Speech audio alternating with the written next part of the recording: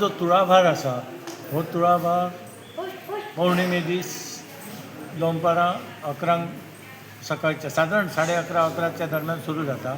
तुळाभार म्हणजे एखाद्या दिवशी कोणी आपली अंगवणी करतात देवाक नवस आणि त्या नवसाचा तांकां फलस्वरूप काम जाता आणि त्या कामाचं ते जे नवस करतात तेव्हा ते त्या व्यक्तीचा किंवा त्या भाविकाचा वजना इतक्यात नारळ, साखर किंवा गूळ ह्या 3 जिन्नसाचा ह्या करतात काय तुळाभार करतात.